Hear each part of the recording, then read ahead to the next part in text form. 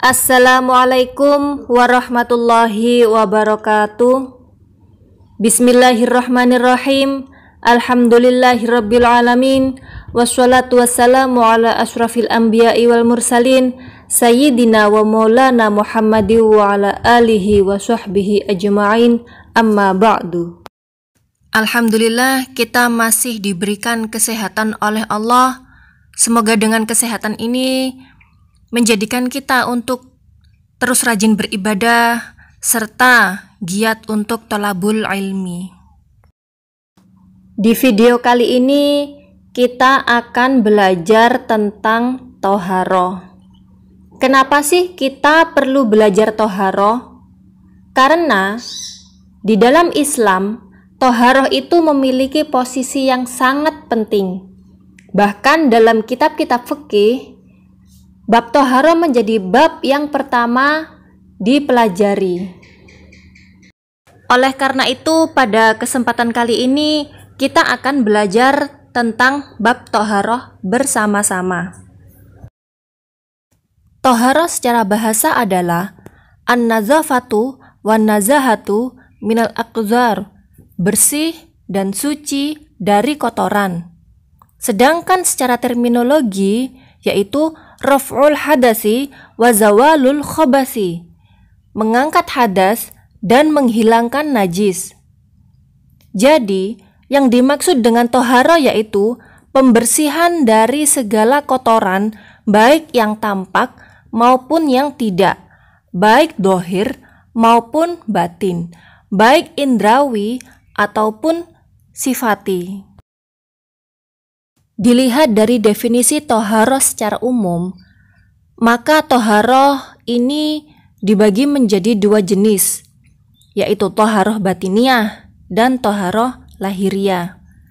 Toharoh batiniah adalah mensucikan hati dari segala dosa dan maksiat, baik itu syirik, dengki, sombong, riya, dendam, dan lain sebagainya, yaitu segala sesuatu yang mengotori hati. Bagaimana cara kita melakukan toharoh batiniah? Yaitu dengan cara taubat, taubatan nasuha, taubat yang sebenar-benarnya dari segala macam dosa dan kemaksiatan. Toharoh batiniah sangat penting untuk kita lakukan, karena toharoh lahiriah itu tidak akan terwujud kecuali suci dari syirik dan penyakit hati lainnya. Selanjutnya yaitu toharoh lahiriah atau indrawi. Untuk toharoh ini ada dua, yaitu hukmiyah, bersuci dari hadas, dan hakikiyah, yaitu bersuci dari najis. Penjelasannya akan diterangkan sebagai berikut. At-toharatu hiya fi'lu ma la tasihhu shalah illa bih. Toharoh ialah sesuatu yang menjadikan sahnya sholat. Jadi, sholat tidak sah tanpa melakukan sesuatu tersebut. Toharoh menurut definisi ini yaitu bersuci atau mengangkat kotoran dan najis yang dapat mencegah sahnya sholat, baik najis atau kotoran yang menempel di badan maupun yang ada pada pakaian atau tempat ibadah. Toharoh dari hadas bisa dilakukan dengan 3 cara. Yang pertama yaitu dengan berwudu.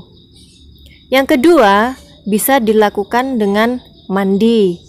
Dan yang ketiga bisa dilakukan dengan tayamum apabila tidak mendapati air atau tidak bisa menggunakan air. Yang kedua yaitu toharoh dari khobas atau najis dan kotoran. Caranya yaitu menghilangkan najis tersebut dari tempatnya, dari badan, dari pakaian, maupun dari tempat yang terkena najis. Dasar hukum toharoh banyak terdapat dalam Al-Quran. Beberapa di antaranya bisa kalian lihat di slide yang sudah saya tampilkan. Salah satunya dalam surat Al-Baqarah ayat 222 yang berbunyi, Bismillahirrahmanirrahim. Innallaha yuhibbut tawwabina wa yuhibbul mutatahhirin. Sesungguhnya Allah menyukai orang-orang yang bertaubat dan menyukai orang-orang yang mensucikan dirinya. Masuk ke pembahasan macam-macam najis. Jadi, najis itu dibagi menjadi 3 tingkatan. Yang pertama yaitu najis mukhafafah atau najis ringan. Najis ini berasal dari air kencing bayi laki-laki yang belum berusia 2 tahun dan hanya minum ASI atau air susu ibunya saja. Najis jenis ini cara mensucikannya sangatlah mudah, yaitu cukup dengan memercikkan air saja di tempat najis. Yang selanjutnya yaitu najis mughalladah atau najis yang berat. Najis jenis ini berasal dari anjing dan babi beserta turunannya. Cara mensucikan najis mughalladah yaitu dengan cara menyiramkan air ke tempat najis sebanyak 7 kali, yang mana salah satunya dicampur dengan debu. Yang terakhir yaitu najis mutawassithah atau najis yang sedang. Bentuk dari najis mutawassithah ini yaitu selain daripada bentuk najis mukhafafah dan mughalladah. Di antaranya yaitu darah, nanah, utah-utahan, bangkai, khomer, dan segala sesuatu yang keluar dari 2 jalan yakni kubul dan dubur. Cara mensucikan najis mutawassithah yaitu dengan menghilangkan najis ainiyahnya terlebih dahulu.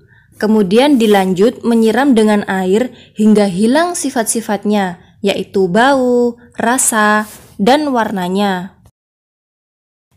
Yang terakhir pada pembahasan kita kali ini yaitu alat untuk bersuci. Di sini ada 4 alat untuk bersuci. Yang pertama dan yang paling utama yaitu air. Air terbagi menjadi 3 macam. Ada thahir mutahhir, thahir ghair mutahhir, dan ma'un mutanajjis. Yang pertama ada thahir mutahhir, suci mensucikan. Nah, air inilah yang bisa digunakan untuk bersuci, seperti air sumur, air sumber, air salju, dan yang lainnya. Air suci mensucikan ini biasa juga disebut dengan air mutlak.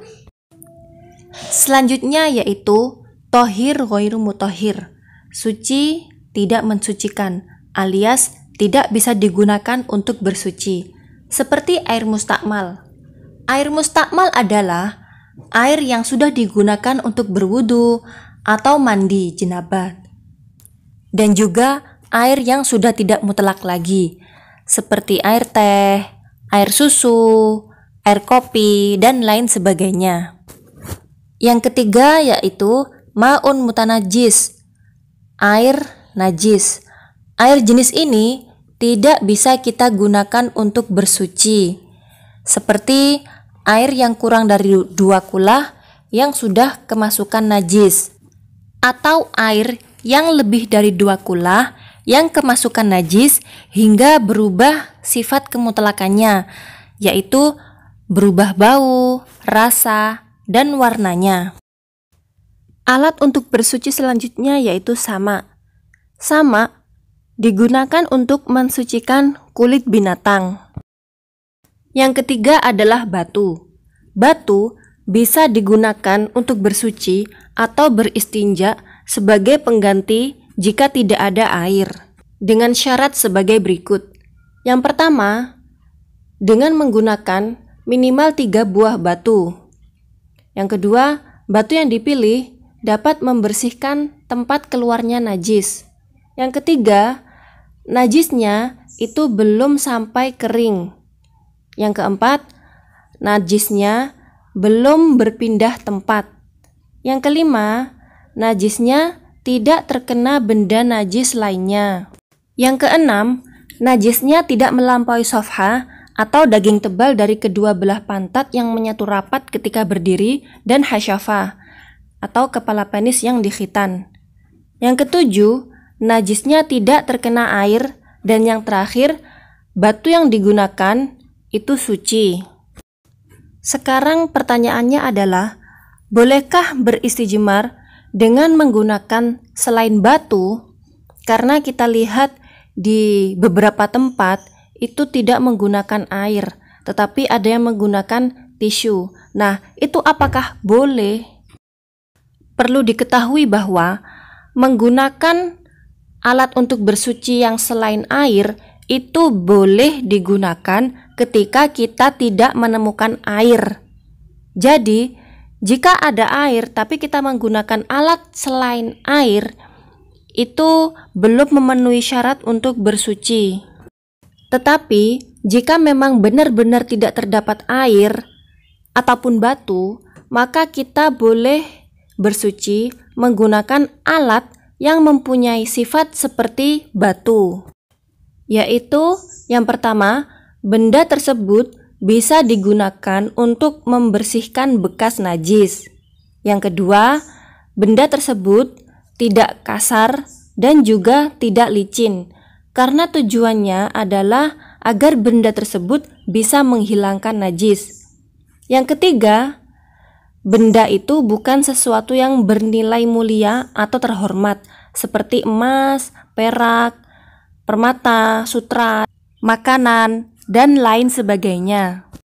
Yang keempat adalah, benda yang digunakan untuk bersuci itu bukanlah merupakan sesuatu yang justru bisa mengotori, seperti arang, abu, debu, atau pasir. Yang kelima, benda tersebut tidak melukai manusia, seperti potongan kaca, kawat, atau sesuatu yang tajam lainnya. Yang keenam, jumhur ulama itu mensyaratkan harus benda yang padat, bukan benda yang cair. Namun juga ada sebagian ulama seperti ulama Al-Hanafiyah itu membolehkan dengan benda cair lainnya seperti air mawar atau air cuka.